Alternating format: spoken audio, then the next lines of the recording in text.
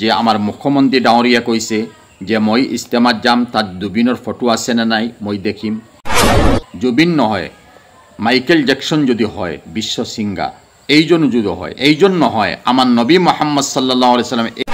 আমাৰ অসমবাসী ৰাইজ আমি সকলোৱে জানো বিভিন্ন ধৰ্ম বৰ্ণ বিভিন্ন জাতি আমাৰ অসমত বসবাস কৰে আৰু বিভিন্ন ধৰ্মৰ বিভিন্ন নিয়ম আছে, বিধি বিধান আছে। যেনে আমাৰ ইছলাম ধৰ্মত নিয়ম আছে, প্ৰফেট মুহাম্মদ সাল্লাল্লাহু আলাইহি সাল্লামে কৈছে লা তাদখুলুল মালাইকাতু বাইতান ফিহি কলবুন আও তাসাবিৰ। যি ঘৰত মানুহৰ ফটো থাকিব, ছবি থাকিব, সেই ঘৰত ৰহমতৰ ফৰিস্তা নাহে, প্ৰৱেশ নকৰে। আৰু আমি সকলোৱে জানো এই নবীৰ পাক বাণী আছে, আশাদ্দুন নাছে তাবাগুজান আশাদ্দুল আজাবি ইয়াউমাল কিয়ামাতি আল মুসাউৱিৰুন। কিয়ামতৰ দিন শাস্তি এই মানুহক বেছি দিয়া হ'ব যি মানুহে ফটোগ্ৰাফি কৰে, ফটো আঁকে, ফটো তোলে। সেই মানুহৰ আজাব আৰু শাস্তি বেছি হ'ব। আমি সকলোৱে জানো আমাৰ ইছলাম ধৰ্ম, যি ধৰ্মৰ মানুহ আছে এই মানুহে ধৰ্ম পালন কৰি আছে নিজৰ ইছলাম হিচাপে, নিজৰ শৰীয়তৰ বিধি বিধান হিচাপত এই ধৰ্ম পালন কৰিছে। কিন্তু এটা কথা হৈছে যে মানুহৰ ঘৰত ফটো থাকিব, ইয়াতকৈ ডাঙৰ কথা হৈছে যে ফটো আমাৰ প্ৰফেট মুহাম্মদৰ নাই সাল্লাল্লাহু আলাইহি সাল্লাম। আল্লাহ পাকে কোরআনত কৈছে আন নবিয়্যু আওলা বিল মুমিনিনা মিন আনফুসিহিম।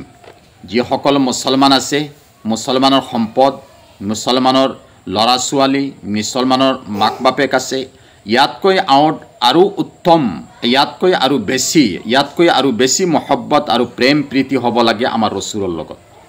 সেইকাৰণে আমাৰ ৰসুলৰ ফটো মছজিদত নাই, ঘৰত নাই, কাবাতুল্লাত নাই, বিশ্ব ইস্তেমাত নাই, কোনো জায়গাত নাই। আমাৰ শৰীয়তে নিষেধ দিছে, আমাৰ বিধি বিধান হিচাপে আমি চলিব লাগে। প্ৰেম মহব্বত স্নেহ এইটো মানুহৰ অন্তৰত থাকে, মুখত নহয়। সেইকাৰণে যিসকল মানুহে বিশেষকৈ আমাৰ অসমৰ যে আমাৰ মুখ্যমন্ত্ৰী ডাঙৰীয়া কৈছে যে মই ইস্তেমাত যাম, তাত জুবিনৰ ফটো আছে নে নাই মই দেখিম। জুবিন নহয়, মাইকেল জ্যাকসন যদি হয় বিশ্ব সিঙ্গার, এইজন যদি হয়, এইজন নহয়, আমাৰ নবী মুহাম্মদ সাল্লাল্লাহু আলাইহি সাল্লাম এইজনৰ ফটো নাই, আকৃতি নাই, এখেতৰ কোনো আকৃতি কোনো মানুহৰ সন্মুখত নাই। আৰু আজিলৈকে সাহাবায়ে কেৰামে এনেকুৱা কোনো ফটো অঁকা নাই যে আল্লাহ ৰসুলৰ ছবি আছে। যি কি নহওক, মোৰ মেইন কথা হৈছে যে আমাৰ ৰসুল সাল্লাল্লাহু আলাইহি সাল্লামৰ নিষেধ আছে আৰু আমাৰ শৰীয়তৰ বিধি বিধান আছে যে আমাৰ ফটো নেথাকে, আমাৰ মছজিদতো নাই। বিশেষকৈ হজৰ মৌচুমত বা উমৰাত মানুহ যায়, কোটি কোটি মানুহ যায়। আৰু বিশ্ব ইস্তেমা আছে আমাৰ টংগী ডাকাত, তাতো মানুহ যায়। কিন্তু কোনো ফটো আমাৰ আল্লাহৰ নাই, ৰসুলৰ নাই। আমি ফটোৰ ওপৰত আমাৰ কোনো ভৰসা নাই, আল্লাহ নিৰাখাৰ। সেইকাৰণে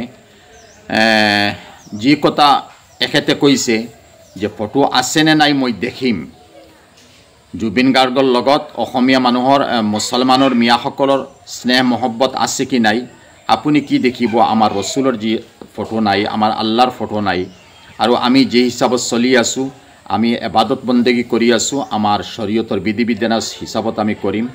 আৰু ইয়াৰ ওপৰত আমাৰ ইমান আৰু বিশ্বাস আছে, আমাৰ আখেৰাতৰ ওপৰত হৈছে বিশ্বাস। সেইকাৰণে যিসকল মানুহে এনেকুৱা ধাৰণা কৰিছে, ভুল ধাৰণা কৰিছে, মানুহৰ স্নেহ মহব্বত অন্তৰত থাকে, ফটোত নহয়, চকুত নহয়। চকুৰ লগত কোনো সম্পৰ্ক নাই, অন্তৰৰ লগত সম্পৰ্ক থাকে।